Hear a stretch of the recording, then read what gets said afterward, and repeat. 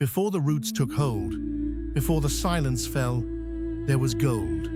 A city of 1,000,000 souls, breathing in the heart of the jungle, shimmering under a timeless sun. This was not just a temple, it was a mirror of the cosmos. A mountain of stone, rising from a sea of emerald, defying the limits of the human hand.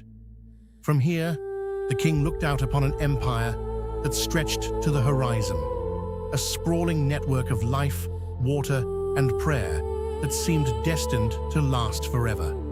Listen, can you hear it? The heartbeat of a civilization at its zenith, a rhythmic pulse of a city that never slept, fueled by the mastery of the elements. Step into the heat. The air is thick with the scent of roasted galangal, dried fish, and the sweet, heavy humidity of the surrounding forest. Here, the wealth of Asia flows through wooden stalls, silk from the north, spices from the islands, and the constant melodic bartering of 1,000 voices. Children weave through the legs of giants, elephants draped in crimson cloth, transporting heavy timber and blocks of sandstone to the ever-growing outskirts. There is no chaos here, only the ordered chaos of a thriving capital. Every street, every canal serves the singular vision of a god-king. You feel the vibration of the city beneath your feet, the grinding of grain, the rhythmic hammering of the blacksmiths, the distant chanting from the inner sanctums. This is Angkor at its peak, a world of color and sound, where the stone was fresh and the spirit of the Khmer people was unyielding. Leave the noise behind. Cross the threshold into the house of the gods. Here, the temperature drops and the air turns cool and heavy with incense. Look at the walls. Every inch tells a story. 3,000 apsaras, celestial dancers, smile with a secret knowledge, their stone jewelry catching the flickering light. Shadows move across the long corridors. A monk in saffron robes passes silently, his bare feet making no sound on the polished sandstone floor. In the central sanctuary, the smoke of sandalwood rises toward the ceiling, carrying the prayers of a king to the ancestors. There is a heavy, spiritual weight here. You are standing at the center of the universe. The stone isn't cold. It feels alive with the energy of devotion. This was the soul of the empire. As long as these rituals continued, it was believed the rains would fall and the city would thrive. But the true miracle of Angkor was not built with prayer alone. It was built with water, a civilization carved out of a floodplain. Look down. The city is a labyrinth of veins, canals, dikes, and reservoirs, an intricate plumbing system that tamed the monsoon and fed the dry season. Thousands of workers maintain these banks daily. Without their labor, the jungle would turn this garden into a swamp in a single season.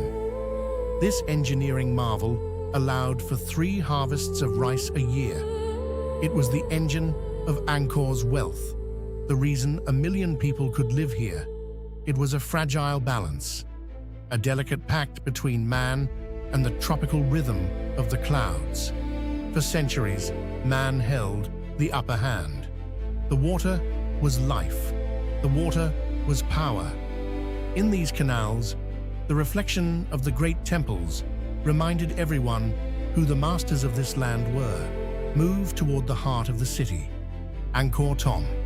Here, the stone faces of the Bayon watch the movements of the king's court with an eternal, enigmatic smile. This is the administrative hub.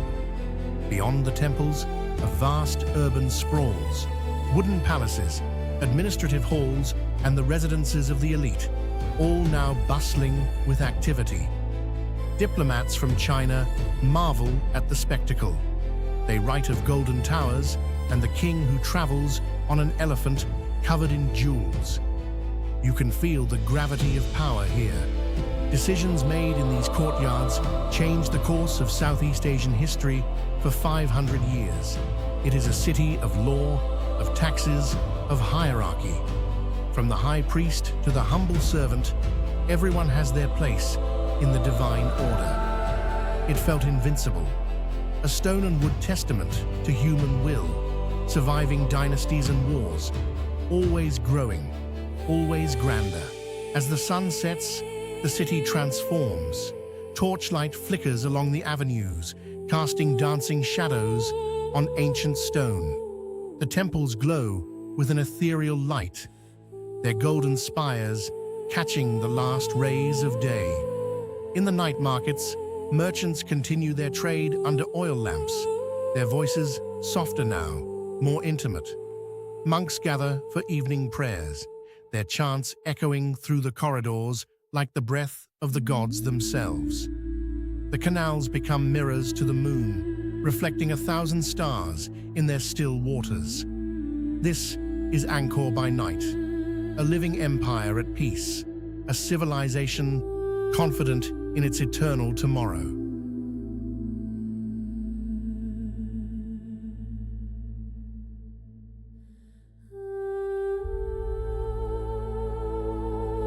But something is shifting. The streets feel quieter, though you cannot yet say why. The air carries a different quality, heavier, perhaps, or more still. There are fewer voices in the markets, fewer footsteps on the stone pathways. The changes are subtle, almost imperceptible. A canal that once flowed clear now shows signs of neglect. A building at the city's edge stands empty, its doorway dark. The light itself seems to change, as if the sun has begun to retreat, yielding inch by inch to shadows that grow longer with each passing season.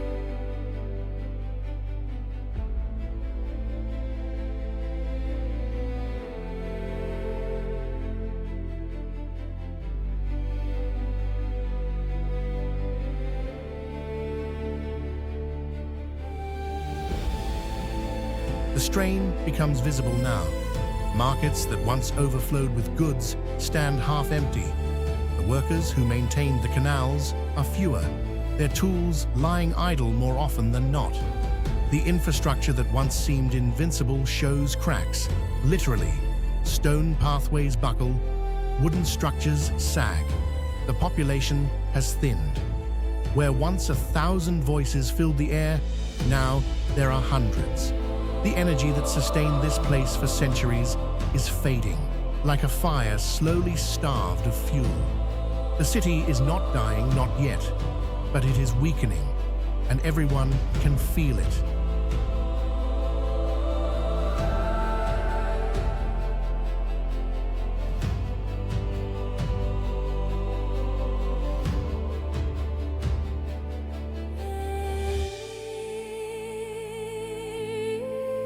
And then, the edges begin to fall. The outer districts are abandoned first.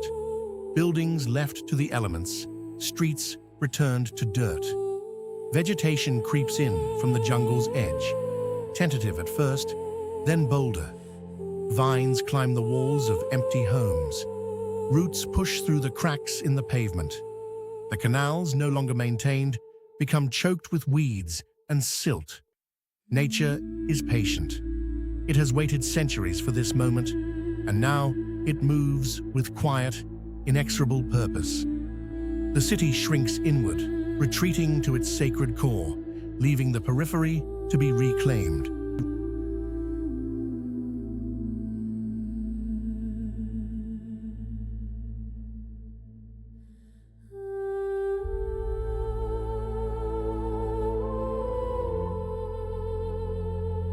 The streets are empty now, the markets silent, the canals have become rivers of green, their waters hidden beneath layers of algae and lily pads.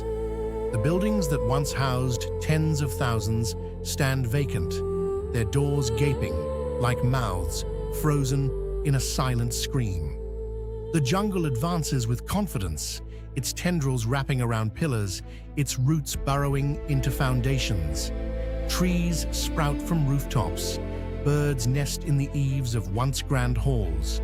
The city is fading, dissolving back into the earth from which it was carved, one stone at a time.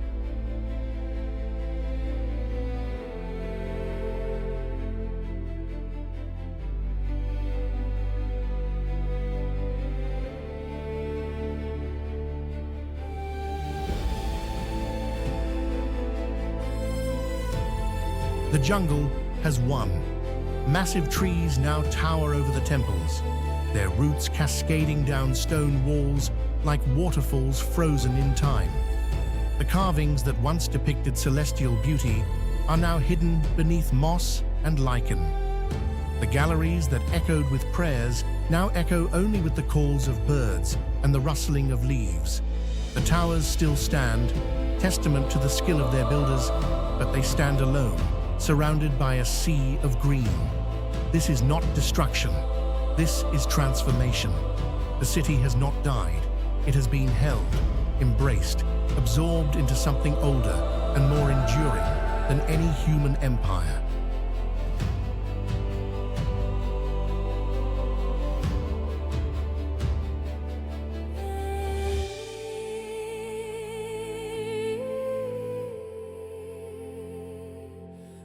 The city didn't die. It was simply held. In the emerald embrace of the jungle, the stones wait for the memory of the light to return. Angkor Wat, a reminder that even the greatest of empires is but a guest in the house of nature.